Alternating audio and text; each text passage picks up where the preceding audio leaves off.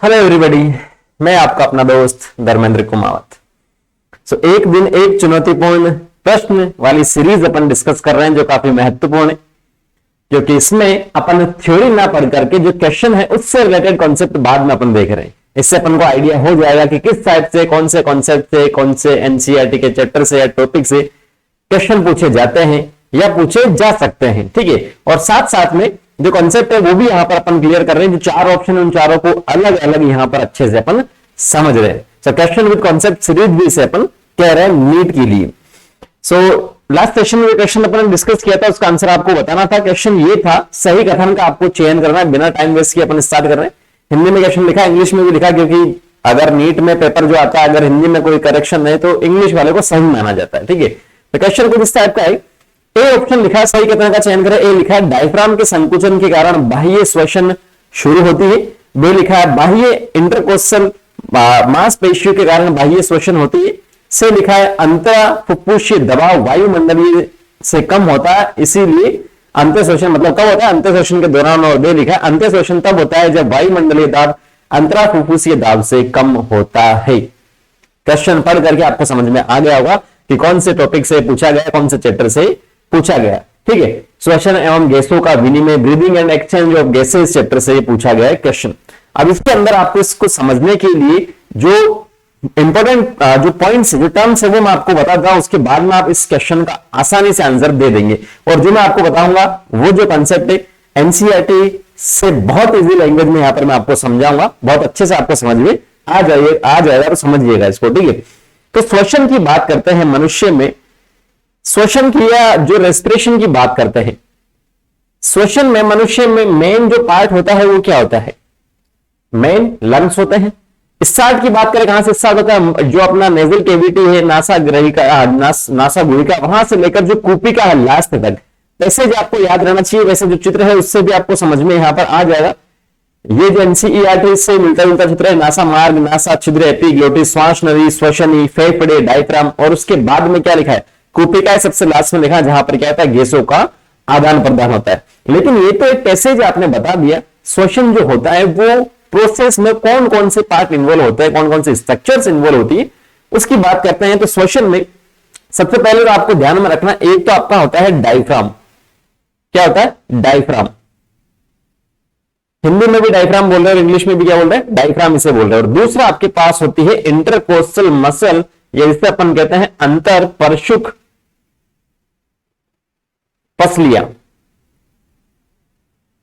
ठीक है, पसलियां, intercostal muscles भी से अपन कहते हैं, और शॉर्ट में क्या कहते हैं वो भी मैं आपको बता देता हूं। इसका मतलब क्या है वो भी मैं आपको यहां पर बता देता हूं, क्योंकि एनसीईआरटी में इसका मतलब आपको नहीं लिखा है। ठीक है, इंटरकोस्टल मसल आईसीएम इसे शॉर्ट में अपन कहते हैं। ये भी आपके पास दो प्रकार की होती है इंटरकोस्टल मसल्स जो होती है अंतर परशुक। एक तो बाह्य होती है एक्सटर्नल इंटरकोस्टल मसल, जिसे अपन कहेंगे शॉर्ट में EICM, मतलब बाहर की ओर। दूसरा होता है आंतरिक, जो अंदर की ओर होती है। ठीक है, और इसे अपन क्या कहेंगे? Internal intercostal muscle.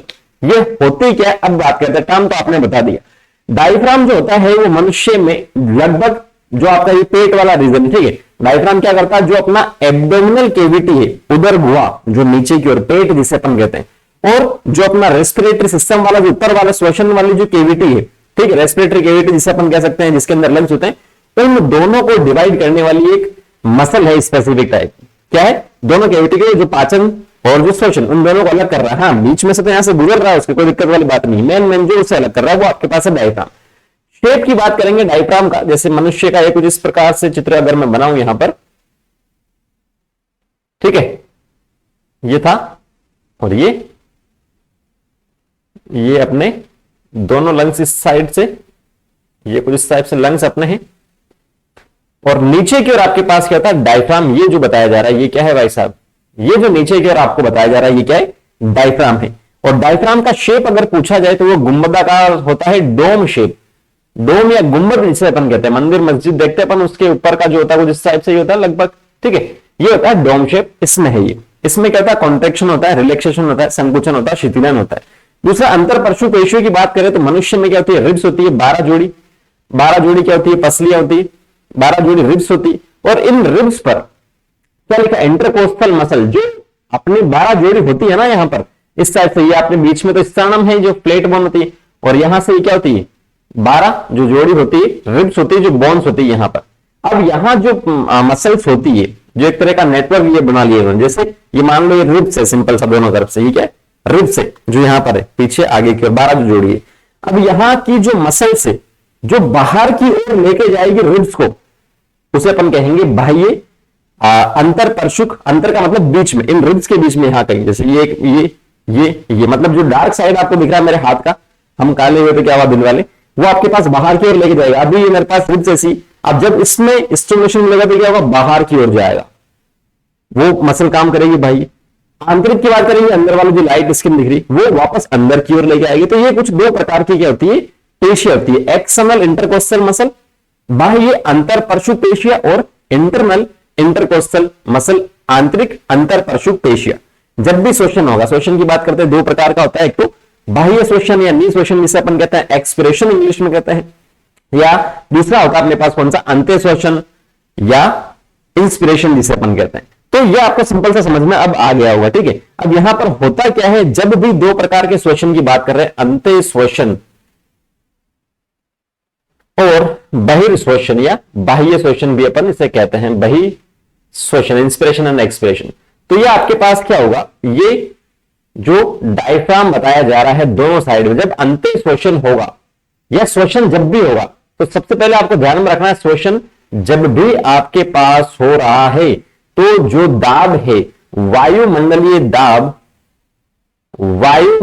दाब और जो अपना लंग से या जो ये केविटी वाला पूरा पार्ट की अपन बात कर रहे हैं, फुफ्फुस की जो बात कर रहे हैं, ठीक है, फुफ्फुस ये गोवा की जो फुफ्फुस ये दाब की अगर बात करेंगे, यहां पर आपको ध्यान में रखना, अगर वायुमंडलीय दाब ज्यादा है और फुफ्फुस से जो दाब आपको बताया जा रहा है वो क्या है कम है, तो आपको कौन सी प्रोसेस देखने को मिलेगी, अंत्य श्वसन। बाह्य दाब ज्यादा होगा, अंदर कम होगा, तो उससे बोलेंगे अंत्य श्वसन।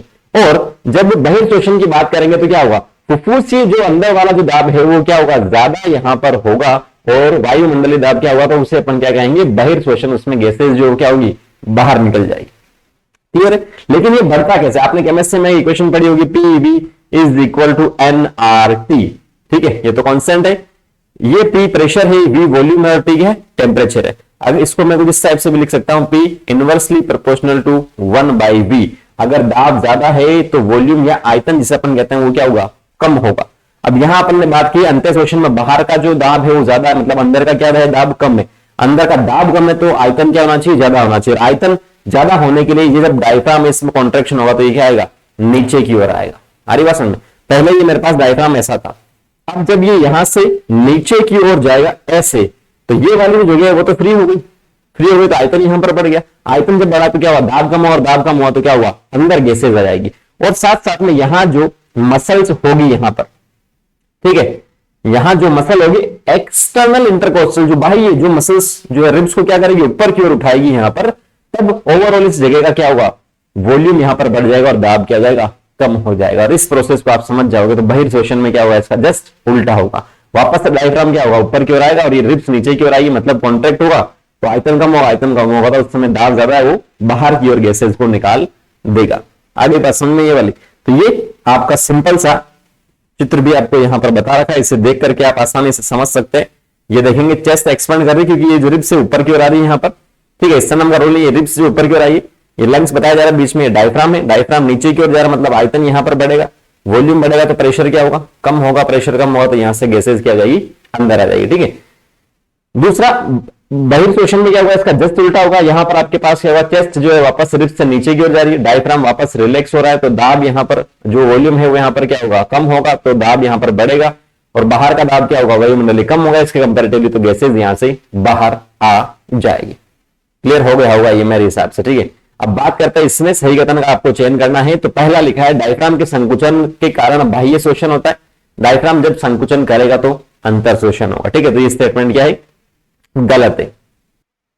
उसके बाद में लिखा है बाह्य इंटरकोस्टल मांसपेशियों के कारण बाह्य श्वसन होता है, बाहर वाली है तो वो अंदर गैसेज आएगी, उल्टा है, पेशियों का काम तो क्या उल्टा है, तो ये भी स्टेटमेंट क्या है, गलत है।